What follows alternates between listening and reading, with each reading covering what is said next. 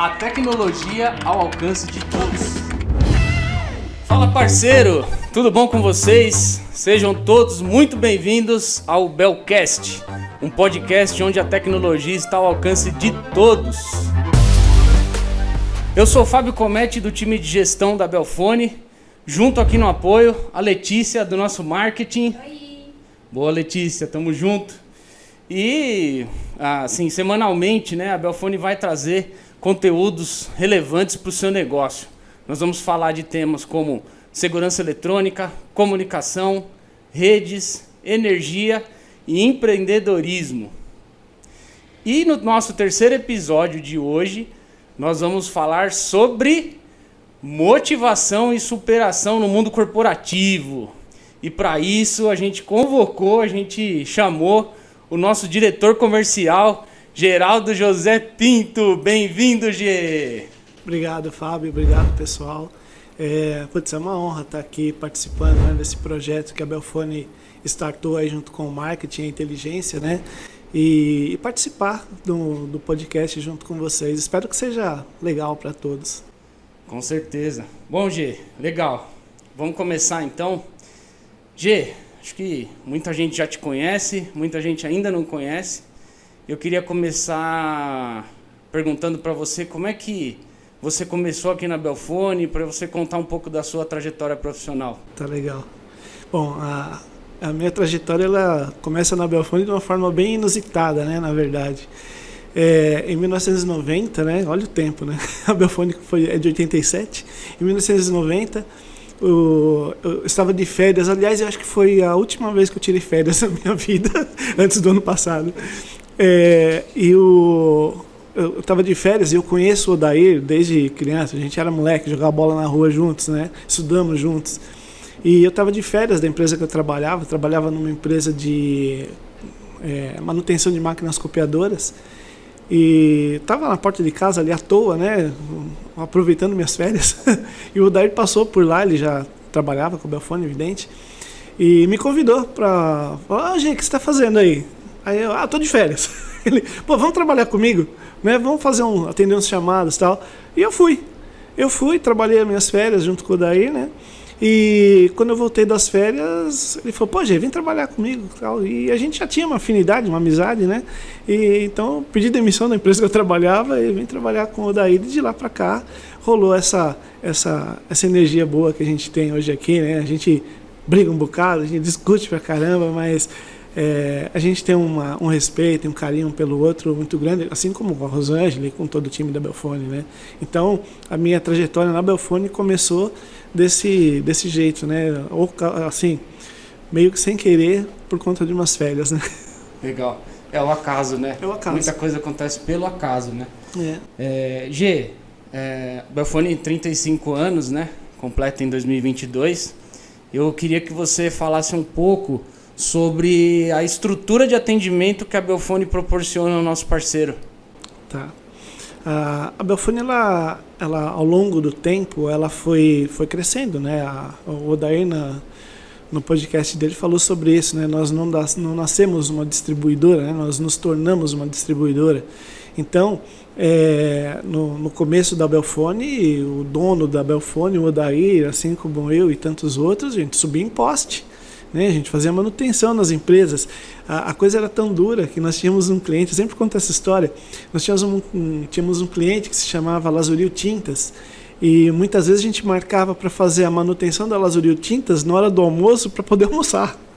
Então era assim, a Lazuril Tintas dava o almoço pra gente, então a gente marcava sempre a Lazuril Tintas para a hora do almoço, pra gente poder almoçar, porque senão tinha dia que a gente não almoçava. Então a vida era dura, né? Assim como todos os nossos parceiros de negócio, as revendas, o nosso parceiro em geral sabe do que eu estou falando, né? Qual é a dificuldade de estar na rua. Hoje a estrutura ela cresceu ao longo do tempo. Hoje nós somos 215 colaboradores, sendo que 125 estão diretamente envolvidos na área comercial, tanto sentados nas posições de vendas, como atendendo clientes na rua, no caso dos key accounts, a equipe de suporte técnico, a equipe de engenharia de projetos, os supervisores de produtos, supervisores de unidade, toda essa gente está diretamente envolvida no negócio vendas, né? na atividade de vendas. Então, além desse batalhão de pessoas, né, que está ali no corpo a corpo com o nosso cliente, está no apoio no dia a dia, a gente tem por trás disso toda uma equipe, né, que está nos bastidores e que às vezes o nosso cliente ele não enxerga, né? Mas esses caras são importantíssimos para o apoio à venda, né? Como, por exemplo, o pessoal de compras, o pessoal do marketing, né? Desenvolvendo campanhas o tempo todo, o pessoal de TI para deixar os equipamentos funcionando e muitas vezes no apoio aos nossos clientes. O pessoal da engenharia de projetos, o pessoal do suporte técnico, do pós-venda, o pessoal da logística. Puxa vida, eu posso cometer uma injustiça aqui não comentando sobre algum departamento, mas todos eles contribuem com o objetivo final, que é atender o nosso cliente, dar o suporte necessário para ele, fazer com que a experiência de vendas dele na Belfone seja uma experiência importante. E a Belfone investe muito nisso. A Belfone, essa equipe, esse suporte, essa estrutura que está por trás da venda, ela é pesada, ela custa caro para a empresa, né? Mas a gente entende a importância que isso tem para o nosso cliente, né? Para que a operação dele também flua com assertividade, de uma forma que ele possa ter segurança de fazer negócios com a Belfone e com os parceiros da Belfone também, né? Então, a estrutura hoje ela é bastante grande, né? Muitos clientes não conhecem essa estrutura a fundo, né? Muitos não conhecem a Belfone, né? Inclusive. Então fica o convite aqui, né, para os nossos parceiros a qualquer momento vir até a Belfone, né, usar a estrutura que a Belfone tem de salas de treinamento, de sala de engenharia, tudo isso foi desenvolvido e criado para uso dos nossos clientes. Então a estrutura de apoio que a gente tenta aperfeiçoar a cada momento para que o nosso cliente tenha essa segurança, tenha vontade de fazer negócio com a Belfone. A gente sabe que o mercado ele é extremamente competitivo. Para muitos clientes a diferença de preço, né, vai ser o fator fundamental, o que vai viabilizar um negócio. Mas a gente entende também que ter segurança com o parceiro com o qual você faz negócio acaba sendo um fator primordial, na hora que você tem um problema principalmente. Tá certo? Legal, Gi. Bacana. Bom, você recentemente fez a caminhada de Santiago de Compostela, né? Que é um desafio absurdo para quem vê de fora, eu acho que para quem vivenciou mais ainda, né? E aí eu queria te convidar para fazer um paralelo com o mundo de vendas ou o mundo corporativo aí, né? Em cima da experiência que você teve, né? Você topa? Claro que sim, claro que sim. G, então, falando dessa caminhada de Santiago de Compostela, quando que você decidiu que você ia fazer essa caminhada e o que te motivou a fazer isso? Tá. Bom, eu fiz um planejamento, esse planejamento ele durou 7 anos. Não porque 7 anos era um tempo, um número cabalístico, nada disso. Eu tinha que convencer minha esposa a me deixar ir fazer a fazer a peregrinação. E eu levei uns 3 anos só tentando convencer ela. É um bom período de convencimento, né? Foi. Então eu dediquei boa parte desse tempo a convencer a minha esposa, né, a me deixar. E ela tinha os motivos dela, né? Porque como eu falei brincando que a última vez que eu tinha tirado férias na vida foi quando eu entrei na Belfone, e é verdade, né? Eu não tirava férias, né? E então, quando eu apareci com essa ideia, né, de passar 30 dias caminhando pela Europa, ela falou: "Você é louco? Você não tira férias para viajar com a sua família? Você quer ficar 30 dias na Europa?" Né? Então, foi difícil convencê-la, né? Mas aí só para contar essa história, porque eu acho ela engraçada. Eu tive uma ideia, sabe aqueles planos do Cebolinha, assim, plano infalível do Cebolinha? Eu tive um desse, né? Tive um insight desse, né? E então eu levei ela para jantar um dia e eu falei para ela: "Podre, o que você acha? Eu vou em agosto, né, fazer o caminho de Santiago e eu faço aniversário em setembro. Aí quando eu estiver terminando o caminho, você pega a Júlia e vai para a França, a gente se encontra em Paris e passa meu aniversário em Paris, né?" Eu achei que ela ia ficar maravilhada, encantada com a ideia. Não, ela brigou comigo, entrou no restaurante, a gente largou a comida e foi embora. E, enfim, eu passei muito tempo tentando convencê-la disso, né? E teve um outro episódio interessante, que a gente vinha voltando de deixar a Júlia na festa dos amiguinhos dela, e numa conversa boba, assim, dessa que os casais têm, né? E se a gente não tivesse mais casado, né? O que você faria? O Caminho de Santiago, ela, você não desistiu dessa ideia ainda? Então, isso foi rolando. Aí houve um momento em que ela recebeu uma proposta de trabalho em Fortaleza, e ela foi para Fortaleza, passou um ano lá, né? E ela vinha para cá, a gente ia para lá. Eu e a Júlia, nós ficamos aqui em São Paulo, e eu acho que ela entendeu que esse tempo sozinho para ela fez muito bem. E quando ela voltou da viagem de Fortaleza, na pandemia, aí eu conversei com ela novamente sobre esse assunto, e daí ela falou, não, eu acho que você tem que ir mesmo. Aí eu travei, né? Porque eu nunca tinha passado dessa fase, né? Então eu falei, e agora? O que eu falo? Mas aí, beleza, ela super me apoiou, né? Depois disso, eu acho que ela também entendeu, né? A importância disso.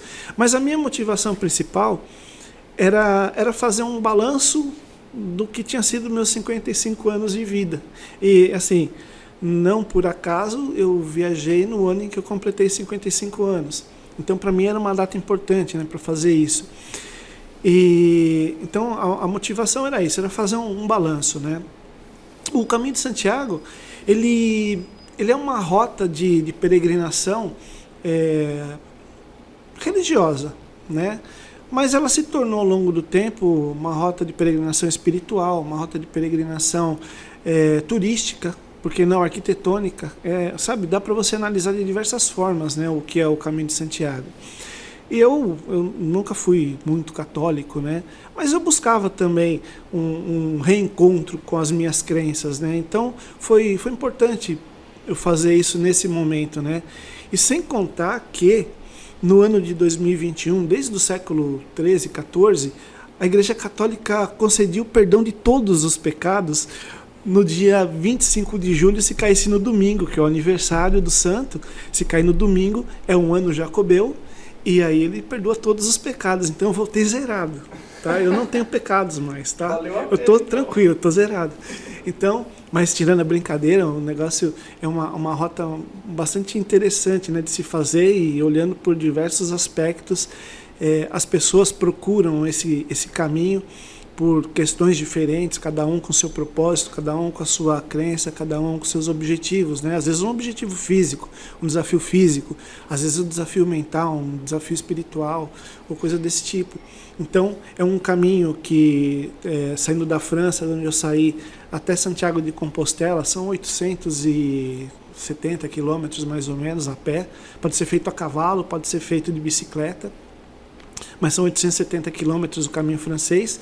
E depois eu tinha como objetivo chegar a Finisterra. Finisterra é o final do caminho mesmo, né? Essa rota foi criada inicialmente pelos romanos, e os romanos acreditavam que Finisterra é um penhasco que dá no mar, no Oceano Atlântico Norte, que ali era o fim do mundo, por isso a cidade se chama Finisterra, né? O fim da terra. Então eu tinha em mim que eu queria chegar a Finisterra. Então deu tudo certo, eu fiquei 42 dias, né, viajando, mas 39 caminhando. Então foi uma experiência assim incrível, né? E para entender um pouquinho da história do caminho, o caminho se formou por conta do apóstolo Tiago, que depois da crucificação de Cristo foi para a Galícia para pregar, né? E na Galícia ele encontrou dificuldade porque, sei lá, haviam várias dificuldades, mas eu acho que as religiões pagãs na Galícia são muito fortes, né? Era território celta, né? E ele não encontrou muita facilidade com isso, né? E num dado momento ele achou que ele tinha fracassado na missão dele, mas não era bem isso, né? E ele voltou de volta para Galileia, para a Judéia. E chegando lá, o Herodes Agripa, que era o imperador, mandou decapitar ele, né? E os apóstolos dele recolheram o corpo e voltaram para a Galícia para enterrar o corpo na Galícia. Ele foi enterrado na Galícia. Existe toda uma história, né? Uma lenda sobre desde da captura do corpo até o enterro na Galícia, né? Ele foi enterrado num lugar na Galícia.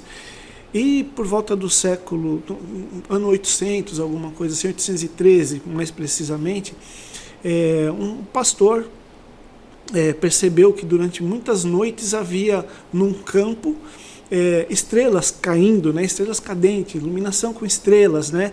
Ele achou estranho e comunicou ao bispo da cidade. Eles foram até lá, eles desconfiavam que havia o corpo de um apóstolo enterrado naquele lugar. Eles foram até lá e descobriram a sepultura do apóstolo Tiago. E a cidade se chama Santiago de Compostela, São Tiago, né? E Compostela de Campo de Estrelas, por isso que se chama Compostela. E a catedral começou no começo, né? O Afonso II, Afonso III, se não me engano, Afonso II. Ele era o rei daquela região, ele foi o primeiro a peregrinar até a tumba do apóstolo e mandou que erguesse uma igreja pequena no começo, e ao longo dos séculos essa igreja cresceu, essa rota virou uma rota de peregrinação. E hoje a Catedral de Santiago é deslumbrante, né? Uma coisa imensa. Foi construída em 3 etapas, é um negócio gigante e bonito. Mas o caminho de Santiago todo é que é o grande desafio e o grande aprendizado, né? Chegar a Compostela é só talvez o início de um outro caminho. Olha, dá para traçar vários paralelos aí agora, dá né? Sim, dá sim. Vamos começar traçando um paralelo com a mochila. Tá. Imagina, andando tudo isso, né? Como que você preparou sua mochila e qual que é o paralelo que a gente pode fazer para o nosso parceiro no dia a dia, né? Tá, a mochila é um bom paralelo. Porque assim, existe o planejamento e existe a realidade, né? Então, eu fiquei durante 8 meses me preparando fisicamente, né? Eu sabia alguns desafios que eu ia enfrentar, como por exemplo, eu sabia que ia ter problema com a lombar sofre muito, o joelho sofre muito, eu tenho um problema de joelho já, mas eu não contava com problemas no tornozelo, por exemplo. O tornozelo não, você anda, né? Mas não, o tornozelo sofre um bocado, mas a mochila especificamente, né? Eu me programei para levar uma mochila de 7 quilos, para eu sofrer pouco. Então, a mochila não é qualquer mochila. Eu ia passar 39 dias com uma mochila nas costas, né? Tudo que eu tinha e que eu precisava tinha que estar dentro daquela mochila. E então eu me programei para levar 7 quilos. No dia da viagem, quando eu fechei a mochila e encerrei tudo, ela tinha 11,5 kg. Então eu já sabia que eu ia ter problemas, né? Mas eu falei, bom, eu estou preparado, né? Eu treinei, me dediquei a isso, eu me preparei fisicamente, mentalmente mais ou menos, e beleza, eu parti para o caminho. Bom, no primeiro trecho, que era um trecho de 12 quilômetros, que era a subida dos Pirineus, né? Que é a cadeia de montanhas que separa a Espanha com a França, eu já entendi que ia dar ruim, né? A mochila pesava mais do que eu esperava e eu não estava tão preparado quanto eu achava. Então, quando eu cheguei no primeiro trecho, que era um abrigo de montanha chamado Horizon, eu entendi que deu ruim. Eu falei, putz, eu fiz alguma coisa errada, não vai dar certo, eu não vou conseguir andar 1.000 quilômetros, né? Eu não estou conseguindo andar 12. Mas tudo é aprendizado, né? A mochila precisava ser ajustada do jeito certo, né? A mochila estava mais pesada do que eu esperava, mas tinha um jeito certo de carregar, apoiar na cintura, barrigueira do jeito certo, os ombros, né? A mochila mais ou menos pressão nos ombros. Bom, tudo isso tem a ver com a preparação que o nosso cliente, ou até o nosso vendedor aqui na Belfone, ele tem também, né? Primeiro estudar o percurso, mas os equipamentos que ele tem à disposição, aquilo que ele tem à disposição para usar na caminhada ou no processo de vendas dele, tem que estar ajustado à realidade dele, né? Mas a gente aprende, com o tempo a gente aprende a usar os recursos que estão disponíveis, né? Então, no primeiro momento, pode ser que eu estou usando os meus recursos de forma incorreta, né? Mas os recursos estão ali. É possível você fazer o caminho usando aqueles recursos. Então, o nosso vendedor ou o nosso parceiro de negócios aqui que frequenta a Belfone, que faz negócios conosco, ele precisa entender isso, que ele precisa ter o equipamento, né, a estrutura, o background dele adequado para a atividade que ele exerce, para a atividade que ele vai executar, o conhecimento que ele vai ser necessário para ele executar determinada tarefa. E o conhecimento é a mochila que ele está levando. Então, conhecimento nunca é demais, mas às vezes eu desperdiço recursos numa determinada atividade onde eu poderia ter sido mais econômico. Então, a minha mochila me ensinou essa lição, né? Eu levava coisas nela que eu deixei pelo caminho. Né, eu comecei a entender, falando do caminho em si, o exercício de desapego das coisas que eu estava levando foi um exercício duro de fazer. Né? Então teve coisa que você teve que descartar. Eu tive que descartar, mas tinha coisas, por exemplo, eu levei um power bank que só ele pesava quase 1.000 quilos. E eu não podia me livrar dele, porque nos albergues nem sempre eu tinha uma tomada para carregar o celular, por exemplo. E então tinha coisas que eram indispensáveis e pesadas. Tinha um negócio que eu lembrei agora, até eu nem não coloquei nada na minha anotação, mas existe uma tradição no Caminho de Santiago, num lugar chamado Cruz de Ferro, em que os romanos, quando passavam por esse lugar, traziam uma pedra da região onde eles moravam, da casa deles, e quando chegavam na Cruz de Ferro, eles jogavam aquela pedra na cruz. Na cruz não, né? No monte. Hoje esse monte ele é gigante, né? Ao longo dos séculos essa tradição prevaleceu, ela se manteve viva. Então todo peregrino que vai a Santiago passa pela Cruz de Ferro e leva uma pedra e coloca uma pedra ao pé da cruz. E essa pedra ela tem diversas representatividades, né? Pode representar algo que você quer deixar ali, que você não quer mais para si. Pode representar os pecados que você quer se desfazer deles, ou coisas ruins, ou um desejo de coisas boas. E quando eu fui para Santiago, para algumas pessoas, eu entreguei uma pedra para que elas ficassem com aquela pedra por um tempo e eu ia levar Santiago para elas. Eu estava levando 1 quilo de pedra na minha mochila, né? Os pecados dos meus amigos, né? E eu não podia me livrar daquilo, né? Eu não podia deixar para trás, nem despachar. Eu carreguei essas pedras até a Cruz de Ferro. E foi legal, foi uma experiência bacana. Eu sabia que naquela mochila minha tinha coisas que não eram minhas, mas eram de amigos queridos, né? Então foi bacana. A mochila me ensinou que o recurso certo, para o momento certo, é importante. Saber usar o recurso é muito importante. Nessa caminhada, pelo que eu estudei, né, existem momentos que você não tem sinalização durante a caminhada, e tem momentos que você tem lá sinalizações, tem placas com setas, tal. Trazendo para um paralelo, qual que é a importância numa caminhada dessa você avistar lá uma placa e uma seta, né? Para você se localizar, enfim, o que você poderia falar? Bom,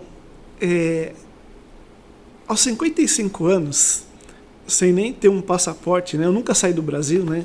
Eu tirei meu passaporte aos 55 anos, né? A Rosângela brinca comigo, já você é muito tonto. Eu acho que ela tem razão às vezes, né? Mas eu tirei meu passaporte e eu tinha uma insegurança tremenda de estar num lugar. Eu fui sozinho, né? Eu não fui com um grupo de pessoas, eu fui sozinho. Eu cheguei à Espanha sozinho, né? Depois eu fiz amigos lá, né? Que me acompanharam, e um deles chegou até o final da jornada comigo, né? O Ralph. Mas eu tinha uma insegurança tremenda e um medo de me perder pelo caminho, porque a gente passa por bosques, a gente passa por vilas que moram 16 pessoas, né? Você não tem o domínio total da língua, apesar que o espanhol para mim não foi uma dificuldade tremenda, né? Eu me virei muito bem, né, com o espanhol. Mas eu tinha medo de me perder, né? De seguir um caminho errado que eu pegasse, podia me custar 2 horas de caminhada carregando uma mochila de 11 quilos nas costas. Então, eu precisava ser preciso. Bom, ao longo dos anos que eu fui me preparando para isso, eu li muito, eu assisti muitos vídeos, eu conhecia boa parte do caminho, por incrível que pareça. Eu passei por lugares que eu falei, eu vi esse lugar. Aqui tem uma entrada à direita. Aqui eu tenho que seguir por esse caminho, não por esse. Então eu sabia mais ou menos, eu estava mais ou menos preparado. Mas as sinalizações no caminho nem sempre são precisas, mas elas existem, elas estão lá. Ao longo do tempo, se pintaram setas amarelas por todo o caminho, né? Então, há uma brincadeira, né, que a gente faz lá, que as setas amarilhas te levam a Santiago. Então, só seguir a seta. Porém, você precisa estar orientado, né? Você precisa saber onde você quer chegar. E isso é importante, né? A gente trazendo isso para o nosso lado comercial, nosso lado de negócio, é você saber onde você quer chegar, qual é o teu objetivo. Estudar o teu caminho. Estudar aonde você quer estar daqui X anos, X tempo, ou no meu mês corrente, quais clientes eu quero atender, que clientes eu preciso visitar. Então, essas indicações ao longo do caminho, elas são dadas para você. O teu feeling, né? Eu tenho certeza que o nosso parceiro de negócios, ele tem o feeling também para saber aonde ele está pisando, né? E às vezes ele erra o caminho e pode custar dinheiro, né? Isso pode custar um recurso que é muito caro para o nosso parceiro. Assim como para mim, fazer um percurso de 1 quilômetro errado me representava um tempo miserável de voltar, me custavam 2 quilômetros, né? Ir de volta, carregando a mochila de 11 quilos, às vezes debaixo do sol, chuva, frio, ou seja lá o que for.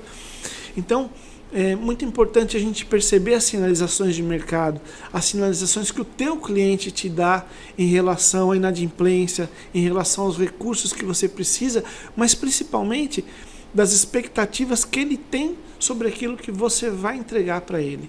Então, você seguir o caminho que você traçou é importante, mas tem que estar atento àquilo que está ao teu redor e que sutilmente às vezes te aparece. No caminho de Santiago, às vezes tinha uma setinha amarela pintada no chão, né? No rodapé de uma casa, né? E às vezes você ficava em dúvida, você procurava a seta, né? Eu já sabia que tinha que procurar aquela referência, né? E quando não tinha, você pergunta, né? Então, a mesma coisa vale para os negócios, sabe? As orientações muitas vezes estão aí, basta a gente abrir os olhos para ver, né? E muitas vezes a gente tem que consultar o mercado, visitar o cliente, visitar o parceiro de negócios, conversar com aqueles caras que estão mais envolvidos num determinado processo. Por exemplo, a gente vê, às vezes, os nossos clientes tendo algum tipo de problema com tecnologia IP. Então ele não entra numa negociação ou num projeto porque vai envolver tecnologia IP. Cara, consulta o parceiro, consulta a Belfone. Tem uma equipe lá disposta a acompanhar esse projeto. Então, as sinalizações vão te indicar o caminho correto a seguir e fazer você perder menos tempo e menos recursos. G, nessa caminhada, você deve ter visto muitas paisagens assim deslumbrantes, né? Coisa mais linda deve ser de ver. Mas com certeza não deve ter sido fácil chegar até os lugares para poder ter essas vistas, né? Essa experiência, né? Deve ter tido muito obstáculo nos caminhos, né? Conta um pouco pra gente como foi assim o caminho até chegar aquele momento de olhar a paisagem, acho que até perdeu o fôlego com algumas, né? Como que e trazendo fazendo o paralelo mais uma vez, né? Tá. Bom, primeiro tem que falar dos lugares, né? O norte da Espanha, ele é maravilhoso, né? A gente passa por muita região rural, então você vê um estilo de vida muito diferente daquilo que a gente vê na metrópole onde a gente vive, né?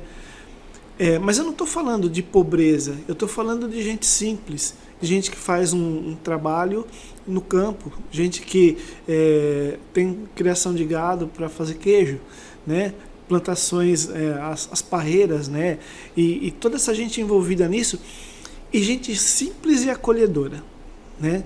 E aquilo que a gente vê nessa viagem são coisas que os nossos olhos aqui urbanos, né, os meus olhos de São Bernardo do Campo, né, ele não está acostumado a ver. Então você passa por cima de uma ponte que os romanos construíram no século X e ela está de pé e firme lá ainda, né?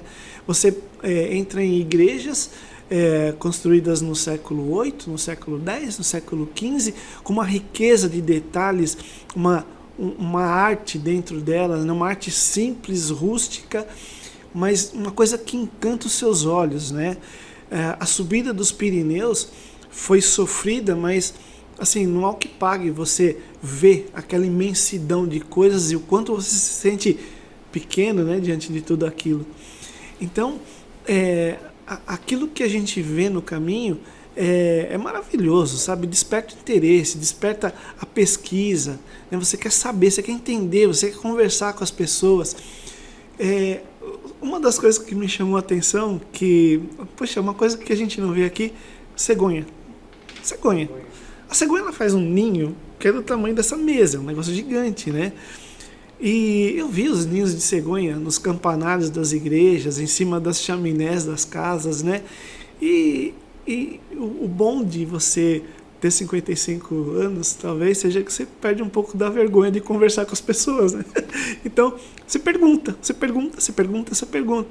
E por incrível que pareça, do outro lado, as pessoas respondem. Né? Esse é o risco de perguntar. As pessoas respondem com carinho, elas querem contar, elas querem ver um estrangeiro se interessar por aquilo que eles têm na cidade deles. E eu parei ali sentado com uns senhores que estavam sentados na porta de um bar, a referência de bar pra gente é uma, mas lá é outra, né? Uma espécie de um lugar que você toma café, né? E eu perguntei para eles, né, sobre o ninho da cegonha, né? E aí eles me explicaram, né, como a cegonha construía aquele ninho gigante, às vezes para um filhote só. Eu falei, cara, e todo esse trabalho, e depois, na época dela migrar, ela vai embora e deixa isso aí? Mas ela volta. No ano seguinte ela volta. Ou os filhos dela voltam também. E o engraçado é que quando a cegonha não está lá, aquilo vira um condomínio de passarinhos pequenos, né? Mas quando a cegonha volta, eles caem fora. Então, são curiosidades que a gente vai vendo e vai tentando entender daquilo que não faz parte do nosso dia a dia, né? Então, sobre a beleza, né, do caminho, é deslumbrante. É uma coisa que não faz parte da minha cultura, não fazia parte da minha cultura e não faz parte da cultura de muita gente. E aquilo está lá há muito tempo. Então, se você olhar com os olhos de ver e de enxergar interesse naquilo, se torna fantástico. Sobre a dificuldade. Então, para ver isso, você precisa estar lá. Então, assim, existe o planejamento e a realidade de novo, né? O meu planejamento era fazer uma viagem tranquila. Afinal, é ir para a Espanha e caminhar. Não tenho nenhuma outra responsabilidade, né? Acordo de manhã, boto minha bota nos pés, põe minha mochila e sai andando, olha, mole, né? Só que não tem sábado e não tem domingo, né? Eu andava 25, 30 quilômetros todo dia, né? Eu comprei uma bota, maciei a minha bota por quase um ano para fazer a viagem, né? Não vou ter bolhas, não vou. Eu tive 8, né? E a bolha é um troço que você fala, caramba, é um negócio tão pequeno, mas pode acabar com a sua viagem, né? Eu tive um estresse muscular na canela. Não tem músculo na canela. A gente nem sabe que tem isso, né? Então, de andar nas descidas, você força uma musculatura que você não está acostumado a forçar. Então, eu achei que minha viagem ia acabar ali com aquilo, sabe? É uma dor incrível, né? Difícil de caminhar. Então, aquilo que era possível fazer, às vezes, em 4 horas, em 5 horas, levava 7. E teve um momento, né, que foi bem legal, foi bem marcante para mim, para falar a verdade, né? Você começa a ter saudade de casa, né? Essa viagem, né, ir à Espanha, no norte da Espanha, eu costumo dizer que foi o lugar mais longe que meus pais me levaram, né? Então, eu tinha saudade de casa, eu tinha saudade do dia a dia da Belfone. Eu tinha saudade das equipes que eu trabalho aqui, dos clientes que a gente se relaciona. Eu tinha saudade do meu dia a dia. Então teve um momento que foi legal, durante o percurso eu programei o meu dia para que ao meio-dia lá na Espanha, eram 7 horas aqui em São Paulo, eu queria participar da reunião de vendas aqui, né? Não para participar da reunião de vendas, mas para ver as pessoas de novo, né? Para ouvir um pouco de português, né? E foi legal, eu consegui entrar na reunião, né? E no dia anterior a esse, foi um dia muito duro para mim, né? Eu estava com esse problema na canela, né? Eu tinha dificuldade para andar, eu peguei dia frio, eu peguei dia de chuva. Então, eu estava assim, sabe, estressado, estava num baixo astral danado, né? Mas na minha conversa com a equipe comercial, né, aqui, não falando de negócio, mas falando da minha experiência, né, eu já tracei um paralelo para a equipe, né, porque é o seguinte, eu não tinha muitas escolhas, né, Às 8 horas da manhã, dentro do albergue, o pessoal do albergue liga as luzes, acorda todo mundo e rua, vai, tem que preparar para outra turma que está chegando. Então você não fica 2 noites no albergue, né? Às 8 horas da manhã você tem que estar na rua já, quando mais tarde, né? 8 horas da manhã. E nesse dia eu sabia que ia ter dificuldade, né? Tava chovendo, tava frio, eu tinha dor, eu tinha bolha. Mas eu precisava chegar do outro lado. E se eu não chegasse dentro de um horário mais ou menos interessante, eu corria o risco de não ter vaga no albergue e ter que dormir na rua. Então, o meu objetivo para aquele dia, a minha meta diária, era conseguir chegar vivo e no horário para conseguir um lugar para dormir, né? E quando eu entrei na reunião, eu comecei a falar sobre isso com a equipe, sobre meta, né? Porque o caminho de Santiago, se a gente fosse trazer para um lado comercial, nada mais é do que uma meta, né? Você divide a sua meta em dias e você tem uma meta diária para atingir o objetivo final. Então, as dores, os obstáculos, a dificuldade, a subida, a descida, tudo isso atrapalha. E me atrapalhou. E a saudade de casa me atrapalhava, né? A saudade das pessoas me atrapalhava. E ter esse contato de novo com o pessoal foi legal para mim, né? E eu poder contar essa experiência foi legal. E nesse dia eu lembro que eu conversei com o pessoal e tal, e eu chorei nesse dia na reunião. Eu até me arrepio de contar isso. Porque, assim, há um momento em que você precisa de apoio, né? Trazendo isso para o negócio, é o objetivo diário, é a dificuldade. Quais são as pedras ou as bolhas nos pés daquele cara que está no dia a dia do trabalho dele? É o preço mais baixo do concorrente para ele, né? Ele está disputando um mercado, às vezes, com a internet, o nosso cliente. Ele está disputando com a internet, ele está disputando com um cara que ele não é um profissional, às vezes, do negócio, é um aventureiro no negócio e que, assim, sem demérito nenhum ao trabalho em si, mas ele está disputando com um cara que às vezes não tem a estrutura que ele tem, que é pesada também para ele. Então, isso atrapalha o negócio dele, né? Os preços de produto, as dificuldades de clima, muitas vezes, dependendo do que ele vai fazer. Um cara que vai instalar painéis de energia solar, um período de chuva para ele atrapalha diretamente o negócio dele. Então, essas dificuldades elas vão aparecendo, mas putz, o brasileiro ele tem uma coisa em si, né? Tá acho que no cerne do brasileiro isso, né? De se superar, né? De buscar um caminho para fazer aquilo acontecer de um jeito que seja minimamente possível. Então, quando eu olho para as dificuldades que eu encarei no meu percurso e olho as dificuldades do dia a dia dos nossos parceiros de negócio, até da nossa equipe de vendas, ou das dificuldades que a Belfone tem também, são muito parecidas, são muito semelhantes na questão de recurso financeiro, de time, de entrega de produto, o mercado mundial atrapalhado com falta de componente eletrônico, pandemia.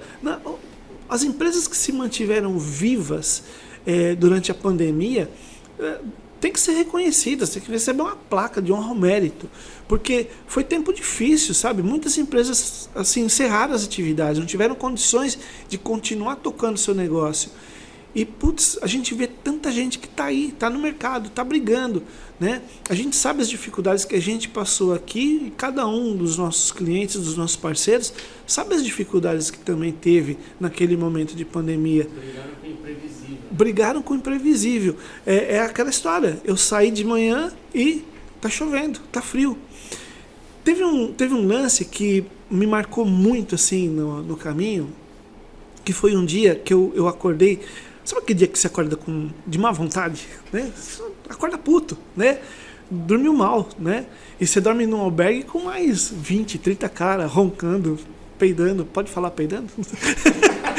Roncando, peidando. E, sabe, uma coisa maluca, aquela Torre de Babel, né? E você aprende a respeitar os caras que estão lá também, e eles aprendem a te respeitar também. São culturas diferentes, né? Eu jamais dormiria de cueca no albergue, os caras dormem de cueca no albergue, né? Então, tá tudo certo. Então, teve um dia que eu estava dormindo num beliche, e eu acordei de manhã, umas 6 horas, né? Como basicamente eu fazia isso. Quando eu desci do beliche, eu botei o pé no chão, o meu joelho já gritou, né? Eu falei, putz, eu nem comecei o dia ainda, já tá assim, né? Então, aí calcei a bota, assim, já num mau humor desgraçado, né? Calcei a bota, vesti a jaqueta, né? Senti que tava frio. Quando eu botei o pé pra fora do albergue, tava chovendo, né? Tava frio, sabe? A mochila, as costas doíam, tinha bolha no pé, sabe? Eu falei, puta, esse dia vai ser um dia ruim, né? Não tá bom, né? E eu não tô afim, não tô de bom humor hoje, né? Se passasse um ônibus direto para São Bernardo aquele dia, eu pegava e voltava para casa. Então, botei a mochila nas costas e saí caminhando puto, sabe? De má vontade, quase batendo o pé, quase fazendo birra, igual criança, né? E saí caminhando, né? Durante o caminho, você vai pensando, você tem tempo para refletir, né? Você está caminhando, você pensa. Aliás, esse foi o objetivo, né? Então, pensar durante 1000 quilômetros dá para pensar bastante coisa. E eu saí caminhando e pensando, e eu pensava comigo mesmo, né? Vamos lá, Geraldo. Quem foi que botou a arma na tua cabeça e falou, vai, né? Quem te obrigou a estar aqui, né? Para de reclamar, né? Vai, segue, né? E beleza, né? Fui seguindo o meu caminho. Teve um dado momento que eu estava numa pista, né? E lá adiante eu vi uma pessoa com uma cadeira de rodas, né? Mas como a gente passa por bairros, né, onde moram as pessoas, eu entendi que era um morador ali, né, se locomovendo do ponto A ao ponto B. Simples assim. Eu estava mais rápido, né? Eu estava caminhando mais rápido do que ela, era um pouco subida, né? Então eu vi a pessoa tendo um pouco mais de dificuldade com a cadeira de rodas no braço. Quando eu fui chegando perto, eu identifiquei que tinha uma mochila pendurada na cadeira de rodas, né? E quando eu cheguei bem mais perto, eu vi que era uma mulher. Era uma mulher na faixa dos 40 anos, com uma mochila pendurada na cadeira de rodas e levando, né? Aí eu parei para conversar com ela, né? Putz, essas são as belezas do caminho, né? Então, era uma espanhola. E quando eu comecei a conversar com ela no meu espanhol tosco, ela falou, você é brasileiro? Né? Em português. Eu falei, eu sou brasileiro. Aí ela falou, eu sei falar português, né? Eu sei falar mandarim, eu sei falar inglês, eu sei falar espanhol e francês e estou estudando alemão. Eu falei, pô, você gosta de línguas, né? Ela falou, não, adoro línguas, né? Eu falei, mas me conta aí, para onde você está indo? Para o mesmo lugar que você, estou indo a Santiago. Eu falei, mas peraí, né? Como é que vai ser isso? Ela falou, eu vou chegar bem depois que você, mas eu vou chegar também, né? Daí ela me explicou que ela está indo pela carreteira, né? Pelas estradas, não dá para ela pegar a trilha, evidente, né? Mas ela estava fazendo o caminho dela. Eu falei, mas você está com um grupo? Tem gente te ajudando? Ela falou, não, eu estou sozinha. Tem momentos que eu preciso de ajuda, eu espero alguém me ajuda. Mas na maioria do tempo eu estou com a força dos meus braços, né? Então, eu parei para imaginar. Eu desci da minha cama de manhã, eu botei meu pé no chão e o meu joelho gritou. Mas eu saí caminhando, né? Cara, aquela pessoa, ela tinha muito mais dificuldade do que eu, e ela estava num bom humor desgraçado de me fazer inveja, de me ficar com mais raiva ainda, né?